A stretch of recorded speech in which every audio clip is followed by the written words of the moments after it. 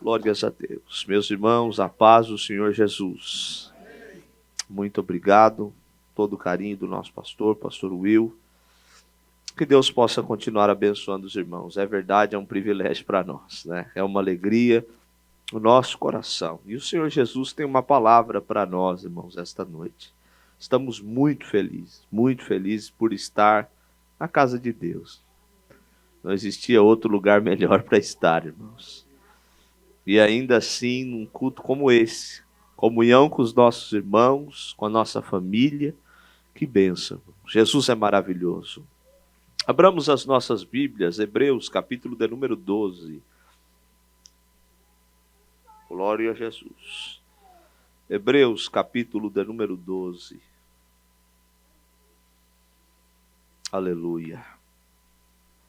Nós temos alguns versículos. Vamos ler a partir do versículo de número 1.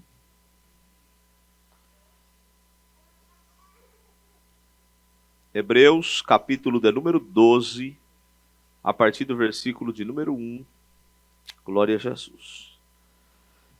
Portanto, nós também, pois que estamos rodeados de uma tão grande nuvem de testemunhas, deixemos todo o embaraço e o pecado que tão de perto nos rodeia, e corramos com paciência a carreira que nos está proposta, olhando para Jesus, autor e consumador da fé, o qual, pelo gozo que lhe estava proposto, suportou a cruz, desprezando a afronta, e assentou-se à destra do trono de Deus. Considerai, pois, aquele que suportou tais contradições dos pecadores contra si mesmo, para que não enfraqueçais, desfalecendo em vossos ânimos. Ainda não resististes até ao sangue, combatendo contra o pecado. E já vos esquecestes da exortação que argumenta convosco como filhos. Filho meu, não desprezes a correção do Senhor, e não desmaies quando por ele fores repreendido. Porque o Senhor corrige o que ama e açoita qualquer que recebe por filho. Se suportais a correção, Deus os trata como filhos. Por que filho há a quem o pai não corrija? Versículo de número 12. Portanto, tornai a levantar as mãos cansadas e os joelhos desconjuntados, e fazei veredas direitas para os vossos pés, para que o que manqueja se não desvie inteiramente, antes seja sarado. Segui a paz com todos e a santificação, sem a qual ninguém verá o Senhor, tendo cuidado de que ninguém se prive da graça de Deus, e de que nenhuma raiz de amargura brotando vos perturbe, e por ela muitos se contaminem. Amém e amém. Tome o seu assento, adorando e glorificando o nome do Senhor. Meus irmãos, nós estamos numa festa espiritual esta noite, é verdade, eu quero ser bem sucinto esta noite, mas preciso transmitir tudo que Deus tem para nós, para a igreja do Senhor. Nós sabemos e entendemos que o escritor aos Hebreus escreveu essa carta magnífica, que é um enigma para os estudiosos da Bíblia Sagrada, na questão que diz sobre o seu autor, quem foi o seu autor. E nós não podemos afirmar, a maioria dos estudiosos dizem que foi Paulo, né? Temos ainda uma linha que diz que foi Apolo, Nós temos várias sugestões de quem foi o autor e nós não vamos entrar nesse quesito aqui esta noite, não é o propósito. Porém, não sabemos quem foi o autor, mas sabemos a quem ela foi endereçada. Olha que coisa interessante.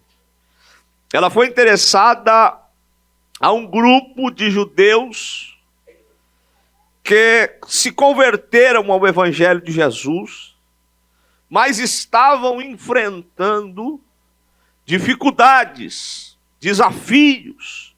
E, na verdade, esse grupo aqui estava com tantos problemas e dificuldades que, na sua maioria, estavam desanimados. E muitos deles já desejando voltar aos rudimentos do judaísmo, a prática do judaísmo antigo. E então o escritor vai endereçar esta carta a este grupo de crentes que estavam querendo retroceder. E ele vai escrever essa carta de forma magnífica, mostrando para eles a superioridade de Jesus sobre tudo que a lei ensinou, sobre todos os padrões do Antigo Testamento. E ele também vai dizer que Jesus foi superior aos anjos, que Jesus é superior ao sacerdote arônico. Ele vai dizer que Jesus é sacerdote segundo a ordem de Melquisedeque. E ele vai falar e vai trazendo a esse grupo de judeus uma palavra de inspiração para que eles não desistissem da fé. Porque haja visto, irmãos, que a perseguição, ela tem pelo menos dois cunhos, né? É a perseguição física contra a igreja, quando vinham e matavam os crentes, e essa é uma perseguição terrível, né? Porém, nesse tipo de perseguição, o que acontece é o avesso do que eles querem. Porque quanto mais matavam, mais os crentes se expandiam e crescia a igreja. Quanto mais massacravam a igreja, mais matavam os seus missionários. Parece que o sangue daqueles missionários que jorravam nas arenas era como uma semente, caía no chão e ela brotava e germinava crente, e a igreja crescia. E o evangelho vem trazendo a esse povo salvação às almas. Porém, o outro cunho da perseguição é uma perseguição mais sorrateira. É uma perseguição que é colocada no núcleo da igreja. É uma perseguição que nós conhecemos hoje no mundo como a Guerra Fria. É como um vírus implantado no meio de uma nação que aparece do nada, ninguém sabe de onde veio o vírus, mas de repente começa a matar um monte de gente, coloca um monte de gente preso nas suas casas e não tem o que fazer. E era esse tipo de vírus que esses crentes estavam enfrentando. E Paulo vai dizer para eles que eles ainda não tinham combatido até o sangue, até a morte. A perseguição contra eles não era uma perseguição física, mas era uma perseguição espiritual, era uma perseguição que envolvia as suas tradições. Queriam quebrar aquilo que agora eles tinham aprendido, que era o Evangelho de Cristo. E cá aqui para nós, irmãos, muitas pessoas talvez levantam as mãos dizendo: nós estamos num país que é livre para pregar o Evangelho. E glória a Deus por isso, é verdade. Porém, a perseguição nessa nação em que a igreja enfrenta é como esse vírus que quer enfraquecer a igreja de dentro para fora. Que tenta, a qualquer maneira, calar a voz do Espírito Santo de Deus dentro da igreja. Que tenta, a qualquer maneira, esfriar o amor da igreja de dentro para fora. Porque a igreja nunca vai ser igreja se ela não viver a unidade do amor dentro dela. Jesus, certa vez, ele disse: olha, vocês serão conhecidos como os meus discípulos quando vos amarem uns aos outros. Sempre que Jesus vai tratar da forma como o mundo vê a igreja, ou da forma como eles vão ganhar isso, preste atenção, que Jesus sempre vai falar sobre a unidade da igreja, o amor da igreja. Porque isso, irmãos, fortifica a igreja. Fortifica a igreja. E tudo que Satanás mais tenta é colocar o veneno dentro da panela. Tudo que Satanás mais quer é colocar esse veneno dentro da igreja para que ela não consiga crescer. E nós hoje estamos com uma oportunidade maravilhosa porque nós estamos diante da mesa do Senhor. E quer mais? Você quer mais privilégio do que esse que nós temos? De hoje poder em comunhão compartilhar da mesa do Senhor. Então o escritor aos Hebreus, depois de ter feito e elencado a galeria dos heróis da fé, no capítulo 11, ele começa o capítulo 12 dizendo, portanto nós também, pois que estamos rodeados de uma tão grande nuvem de testemunhas. Quem que são essas testemunhas?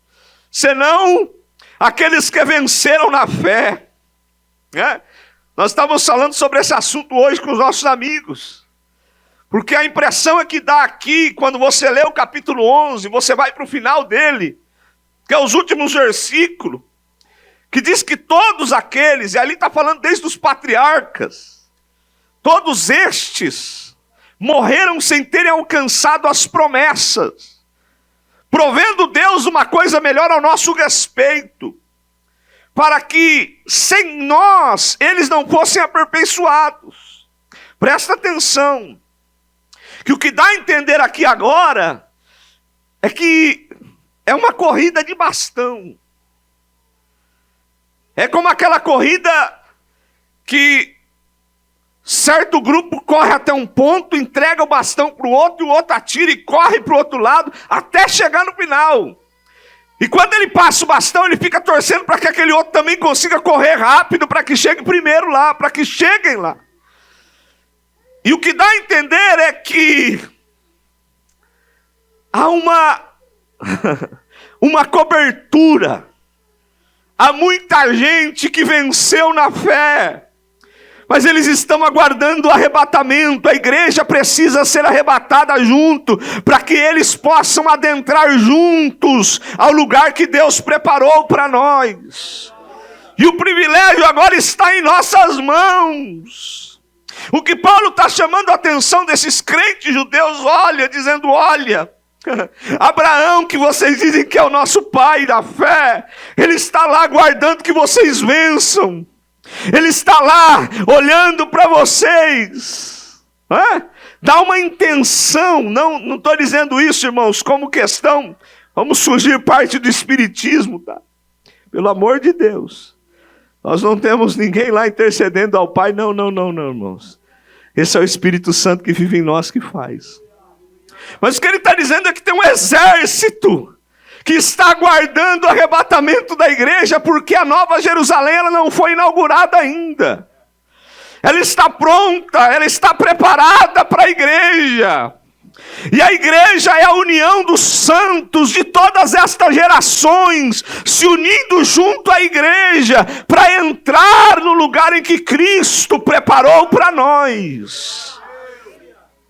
E ele está dizendo, olha, presta atenção, nós estamos rodeados de uma tão grande nuvem de testemunhas, e por isso, deixemos todo embaraço.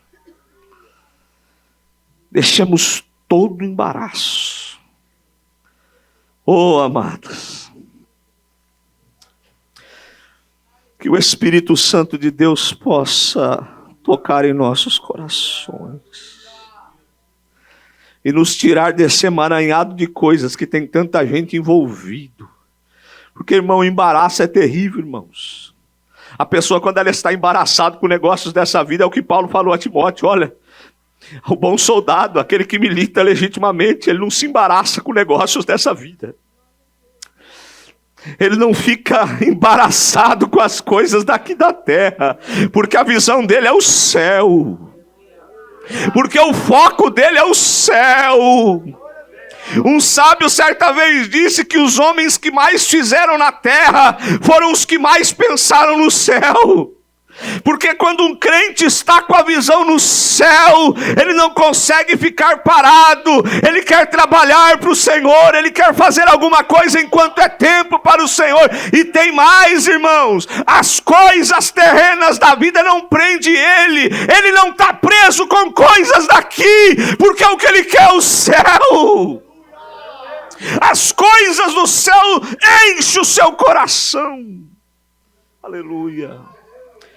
Deixemos todo o embaraço e o pecado que tão de perto nos rodeia. Ah, amados, como o pecado está perto de nós. E como tem pessoas que têm se entregado a ele.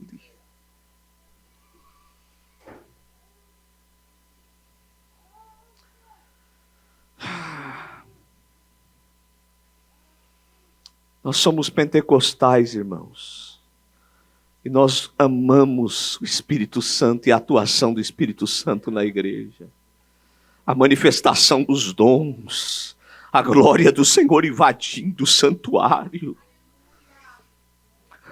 E como nós sentimos faltas de algumas dessas manifestações nos nossos cultos, nós nos lembramos de uma época em que talvez os mais sensatos diriam: nós precisamos ser equilibrados, porque a gente está extrapolando um pouco.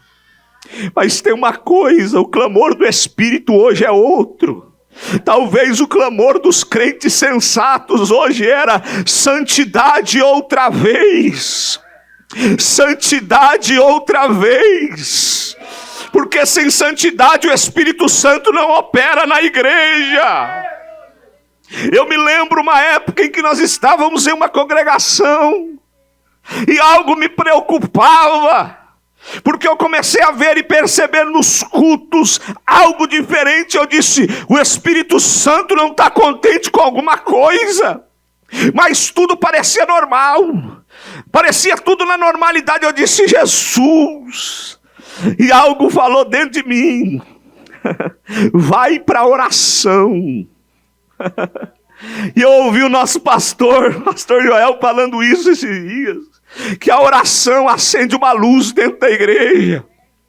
Ah, queridos, a oração a princípio parece que bagunça tudo, parece que tudo vai ficar fora do lugar, mas não é não. É que a oração começa a revelar, a oração começa a mostrar, a oração começa a transparecer as coisas, porque nada lhe fica oculto aos olhos do Senhor. Deixa eu te falar uma coisa essa noite, crente: Jesus está no nosso meio. O Espírito Santo está aqui esta noite, e Ele vem falar ao meu e ao teu coração que é tempo de nos santificarmos, é tempo de nos afastarmos do pecado de uma vez por todas, e se cumpre aquela palavra: e quem é sujo, suje-se ainda mais, mas quem é santo, santifique-se ainda mais. E se o juízo de Deus vem sobre a terra, a Bíblia diz que primeiro virá dentro da casa. Ele começa dentro da casa. E preste atenção no que eu vou dizer esta noite, porque é algo sério. Não brinque com Deus. Se você talvez chegou aqui essa noite e você vive uma vida de pecado oculto, escondido, não brinque com Deus. Eu não estou aqui para apontar o dedo para ninguém, longe de mim disso, mas tem uma coisa: Deus tem pressa na tua alma.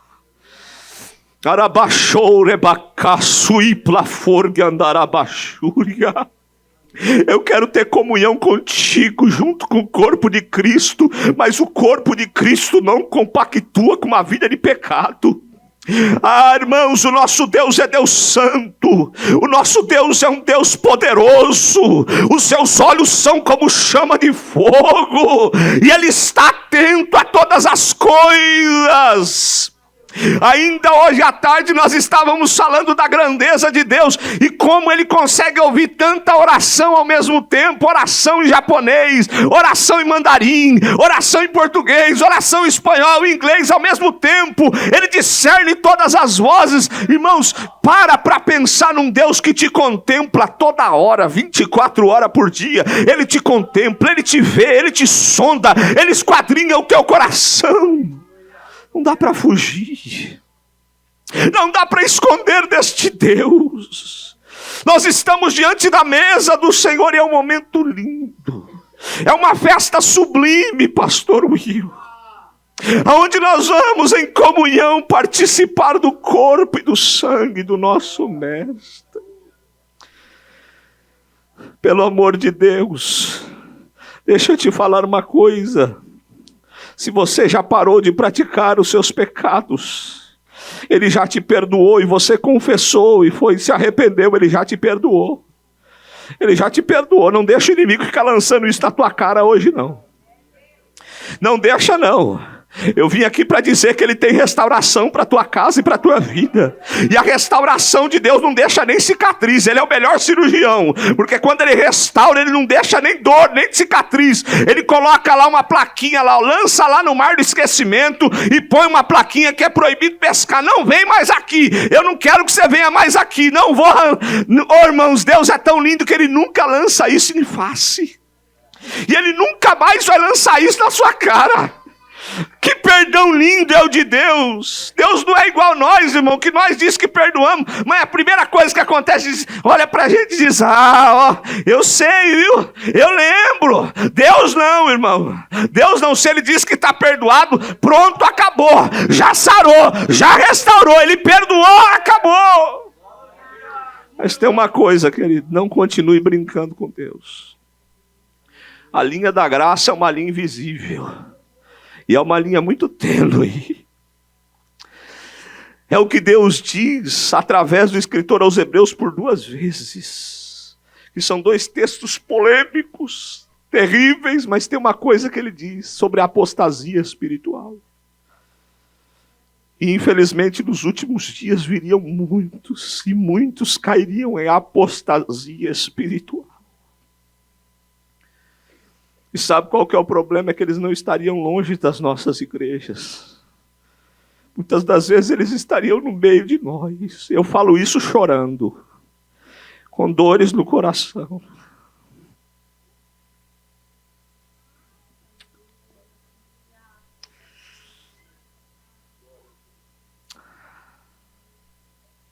Segui a paz com todos e a santificação.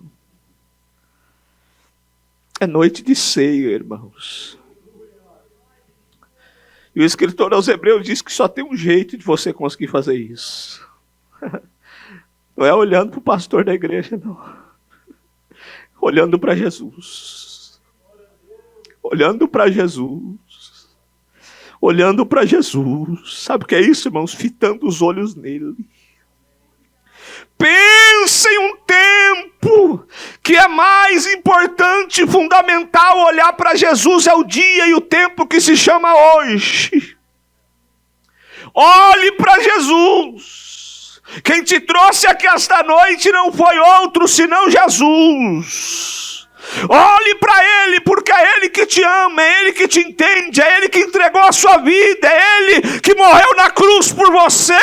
E tem mais uma coisa, é somente por Ele que você vai herdar a vida eterna.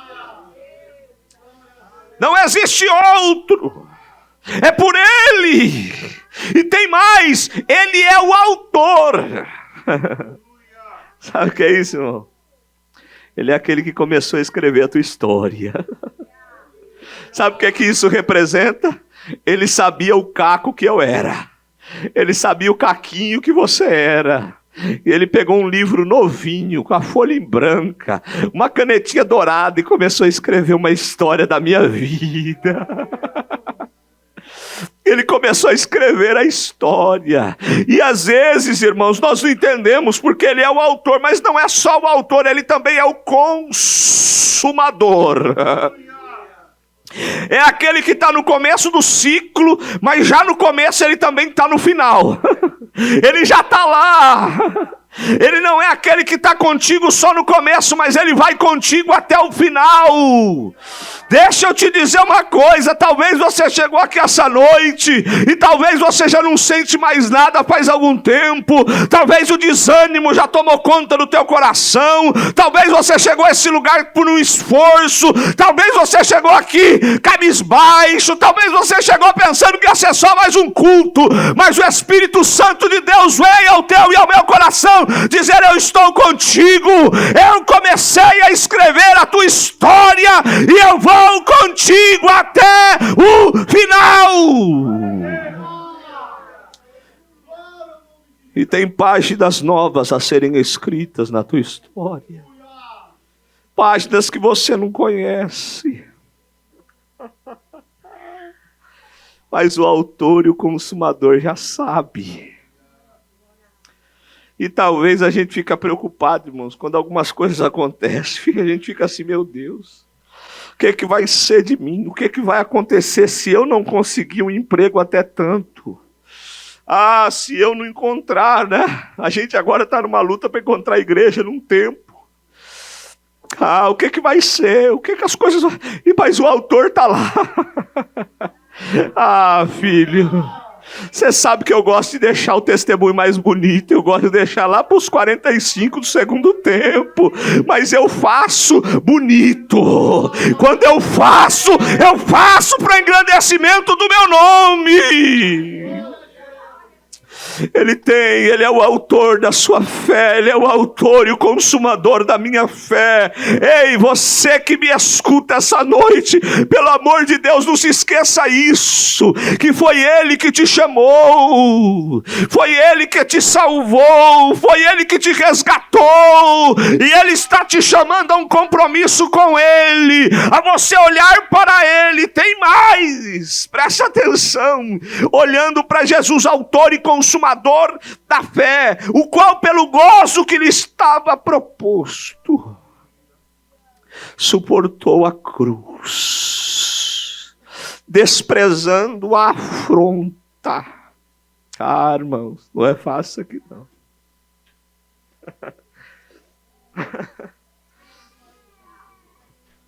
Tem um texto que a gente olha, Mateus 4 e Lucas 4, que a gente fica assim, a gente não entende muito, mas presta atenção. Jesus é Deus, irmãos. Jesus é Deus. E o Espírito Santo está transmitido ao meu coração.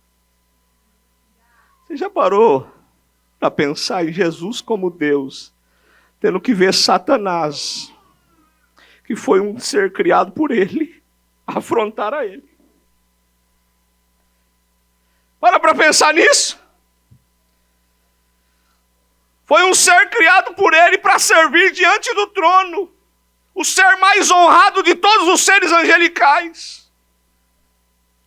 E agora um ser que se transforma e se transtorna em Lúcifer, diabo, e agora vira Satanás.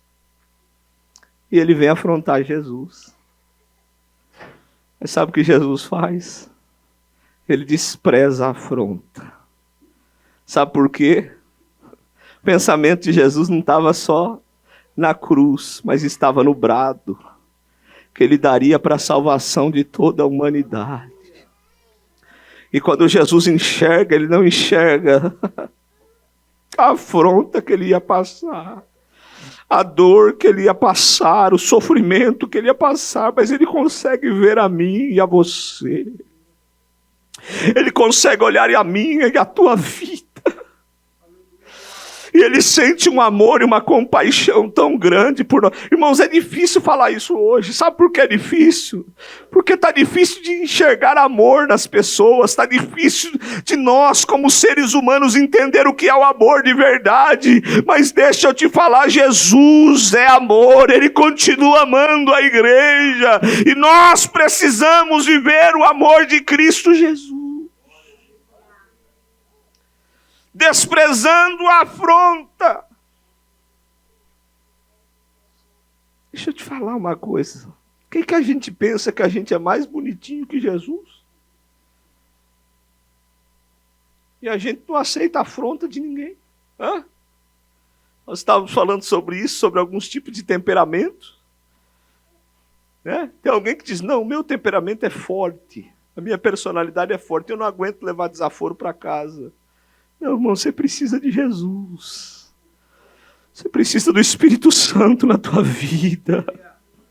Porque se Jesus suportou afronta, se Jesus suportou pessoas cuspindo nele, pessoas esbofeteando na face do Mestre, se Jesus suportou uma coroa de espinho, se Jesus suportou um azorrague nas suas costas com pedaços de ossos quebrados, dilacerando a sua carne, de maneira que dava para ver visivelmente os seus ossos.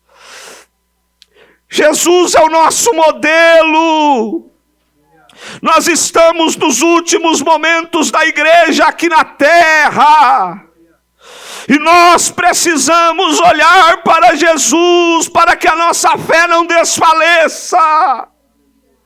E tem uma palavra que o Espírito Santo de Deus ministrou ao meu coração, que é o que nós lemos por último. Portanto, tornai a levantar as mãos cansadas.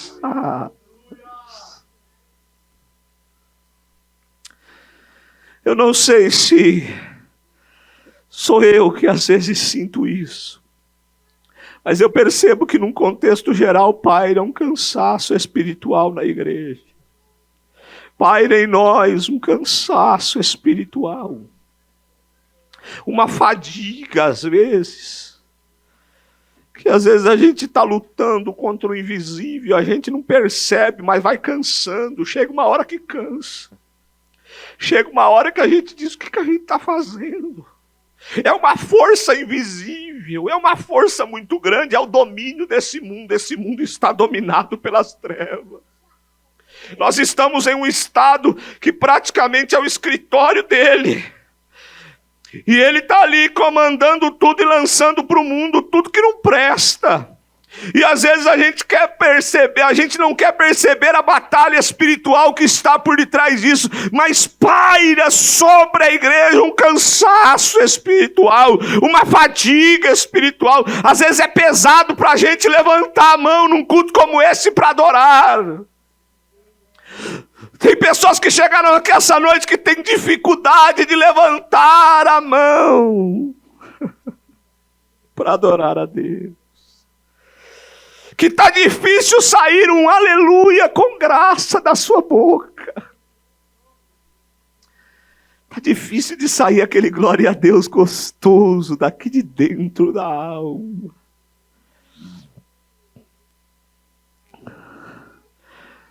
Mas tem uma coisa que eu preciso te dizer esta noite. Muito mais poderoso é o que está conosco.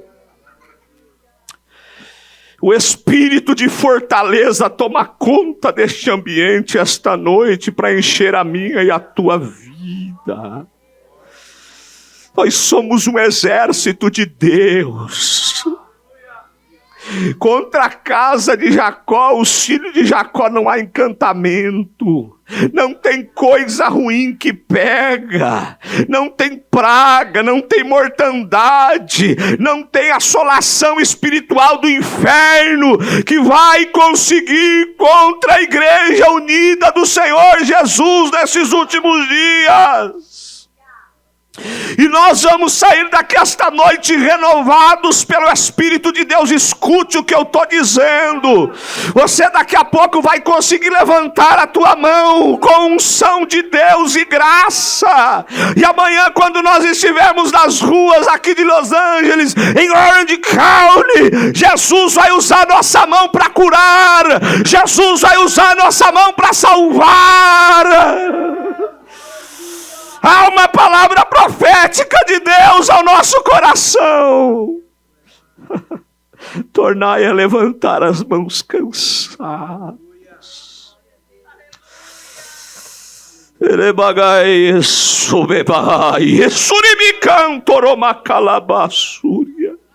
A unção de Deus está quebrando julgos aqui esta noite. A unção de Deus está espedaçando julgos aqui esta noite. O Espírito Santo de Deus está neste lugar. E Ele fortalece o meu e o teu coração. Por quê? Sabe por quê? Porque ainda há uma obra a ser realizada neste lugar. Tem um propósito a ser realizado aqui. Não é à toa que Ele vai restaurar a tua vida.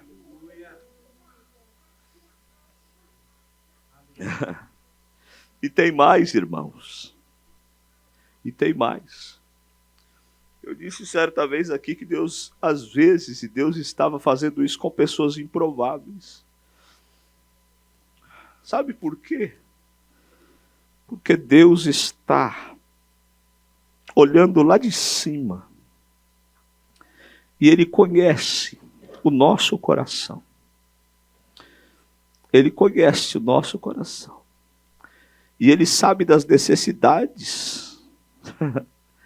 Eu me lembro da oração de Ana. Quantos anos Ana estava orando?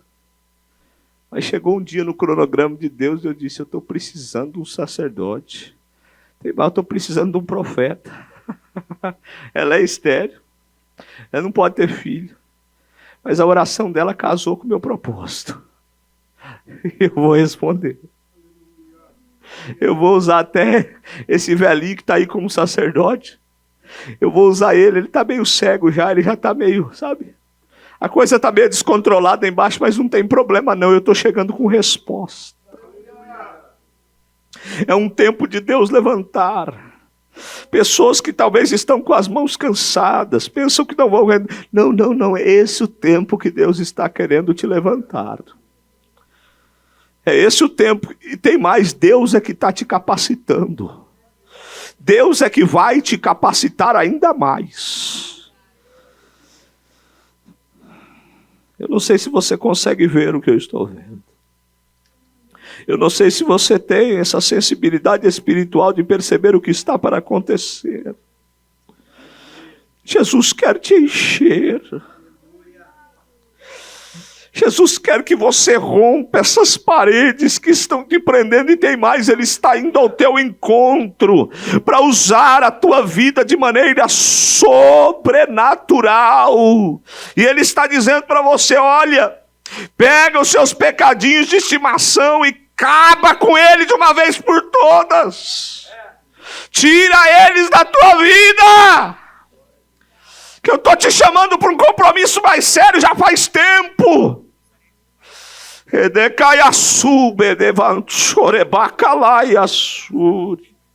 E você não está percebendo que você não consegue avançar por causa dessas coisinhas que estão te impedindo. Não é uma montanha, não, é pedrinha pequena. Mas você precisa esta noite abandonar aos pés do Calvário. Porque tem uma unção fresca, tem uma restauração para a tua vida. E você vai participar do corpo e do sangue do Senhor esta noite. E Deus vai restaurar a tua vida, sabe por quê? Olha a palavra que Ele disse. E os joelhos desconjuntados. Joelho vacilante que não consegue ficar, sabe, de forma correta. Não consegue ter firmeza. Mas tem uma coisa: e fazei vereda direita para os vossos pés, para que o que manqueja, ele não vai desviar inteiramente não. O diabo até colocou na mente de algumas pessoas para parar, para desistir, que não vai conseguir vencer essas coisas. O diabo já tentou várias vezes falar para você, não desiste disso. Você não vai conseguir, está dominado, não, você não vai avançar. O seu ministério não vai para frente, a sua vida não vai avançar. Não, vai ficar assim, não vai não. Antes seja sarado, Deus tem restauração para esta noite aqui neste lugar. Eu não brinco com o altar do Senhor, não. Eu venho com uma palavra profética ao teu coração. Deus tem restauração para a tua casa. Deus tem restauração para a tua vida hoje. Com a permissão do pastor Will, eu te convido a ficar de pé. Eu quero orar pela tua vida. Eu quero orar pela tua vida. Eu quero fazer um convite com a permissão do pastor Will. Se eu posso fazer. Amém?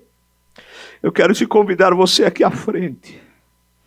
Eu sei que nós talvez não temos espaço. Você pode ficar por ali, por aqui. Se você quiser chegar por aqui também. Eu quero te convidar aqui da frente.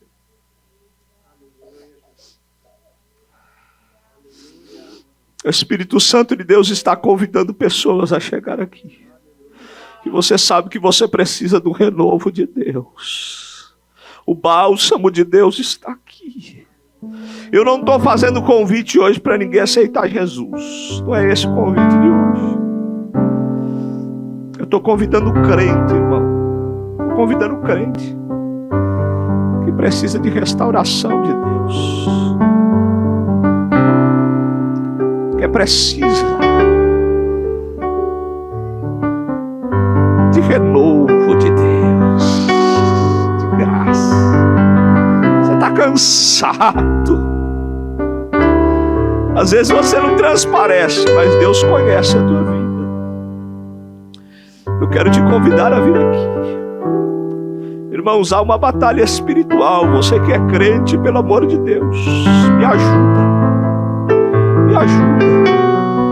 Eu sei que eu estou diante de um povo espiritual.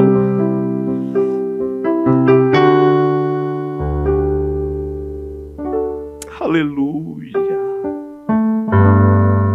Aleluia.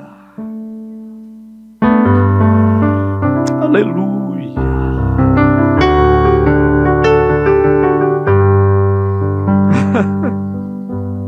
Deixa eu te falar, não é impossível a restauração de Deus na tua vida, não. Não é impossível, não. Satanás é um mentiroso.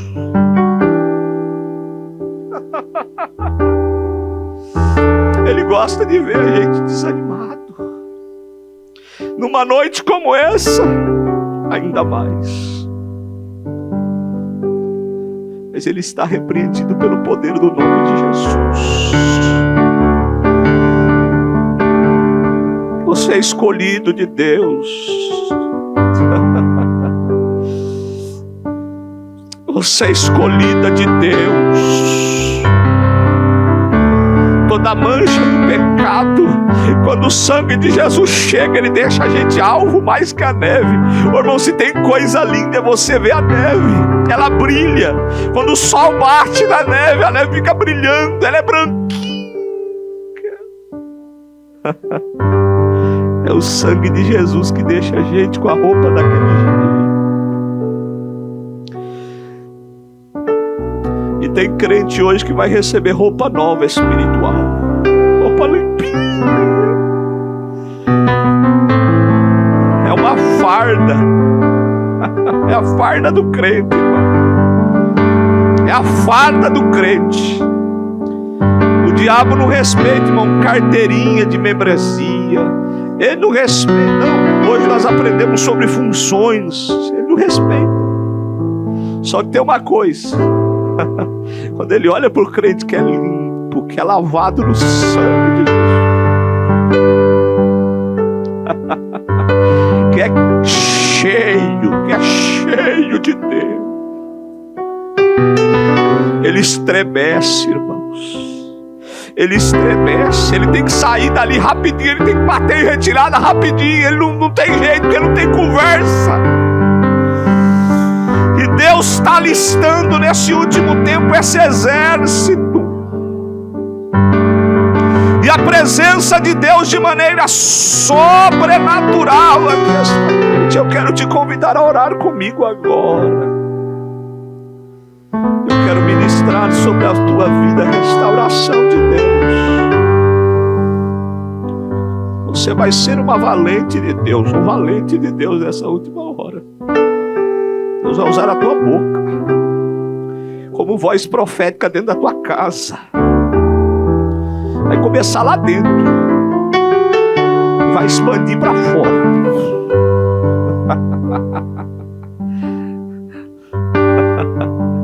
Você será uma potência na mão de Deus. Que coisa linda que Deus está fazendo aqui esta noite. Se você pudesse contemplar o que Deus está fazendo. Pai, esta noite nós te adoramos, Senhor. Eu quero render a Ti, Jesus, adoração. Eu rendo a minha alma diante do Teu altar. É para Ti, Jesus. Este culto é para Ti, Jesus. A igreja aqui é Tua. É o Teu povo, é a Tua noiva. Ah, Jesus, não existe nada melhor do que Te adorar, do que sentir o fogo do Teu Espírito queimando dentro de nós. Em primeiro lugar, eu queria engrandecer o Teu nome acima de tudo. Eu Te amo, Jesus. Nós Te adoramos, Senhor. E nesta hora, Senhor, eu sei que Tu já está desfazendo os embaraços, já está quebrando e dissipando as trevas. Ele é Pai que onder bleste como a naragassura me candarai elei a súplica labrabassa. Eu quero Te pedir, Senhor, levanta, restaura, consola, aviva. Vai fazendo, Jesus.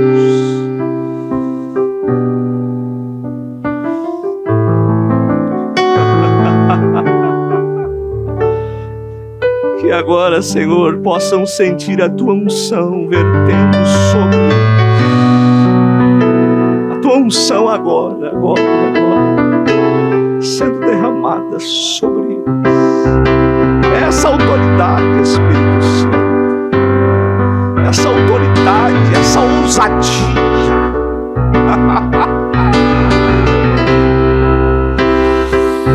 Oh, aleluia!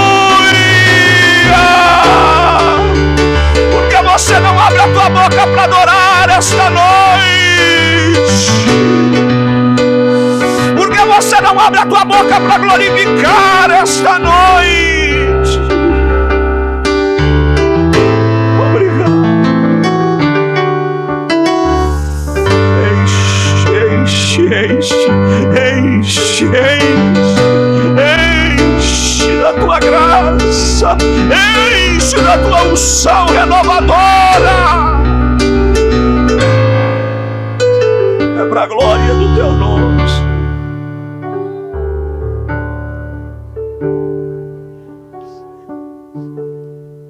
Completa a Tua obra, para a glória do Teu nome.